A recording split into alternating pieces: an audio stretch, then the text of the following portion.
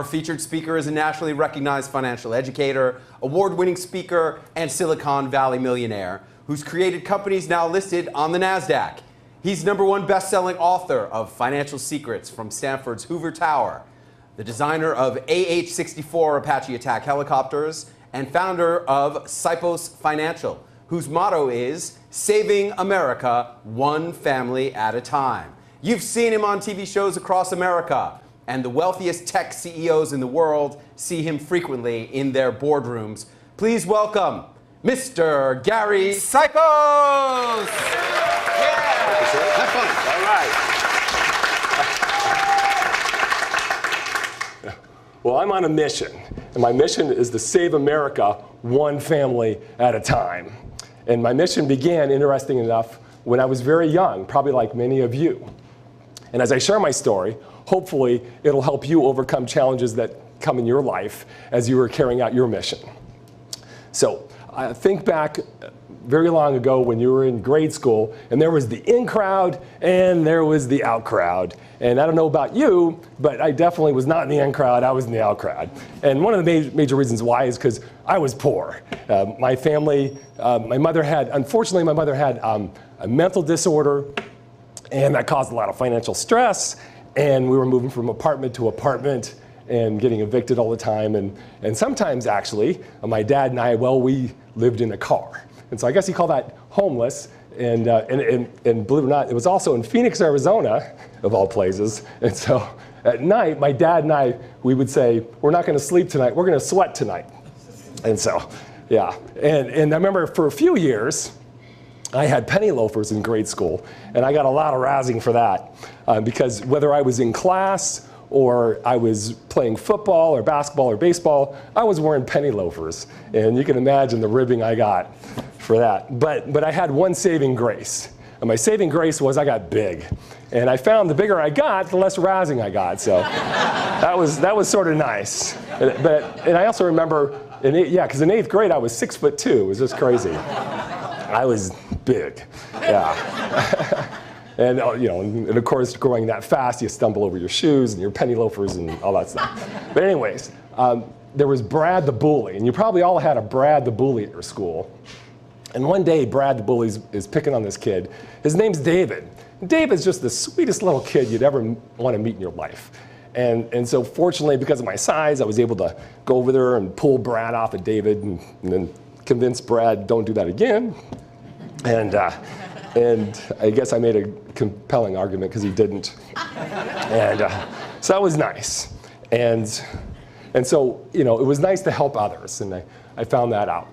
And just like I'm sure many of you throughout your lives have stuck up for other people, or at least wanted to. Yeah.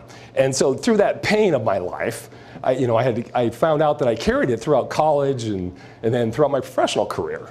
And so after doing really well in Silicon Valley, praise the Lord, and before that designing helicopters for the military, I got in the financial services industry mainly because praise the Lord, I finally had money in my life.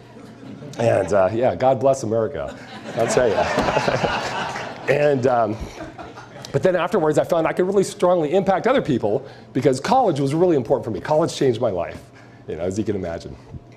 And so I started helping people reduce their college costs because I had a little talent in reducing college costs. And then I helped them, get in control of their finances. And I remember back in my home life, we did not have control of our lives. And so it was very fulfilling to help people get in control of their lives.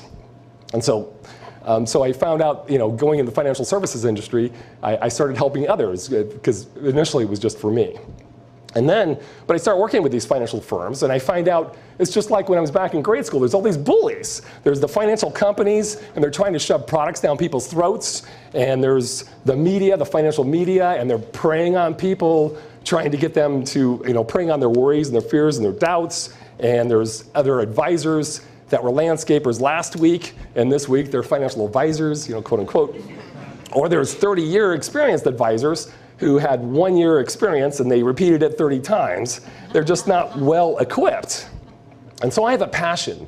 And just like I wanted for David back in grade school, I'd like everybody to have a safe place And that's a place, create a safe place for folks, a place where you can have confidence and have a retirement that you can control. And so let's talk about control for a second. I ask people all the time, do you control your IRA or do you control your 401k? And people look at me and they're like, what are you talking about? It's my IRA, it's my 401k, of course I control it. And then I ask them, well, who controls tax rates, you or Uncle Sam?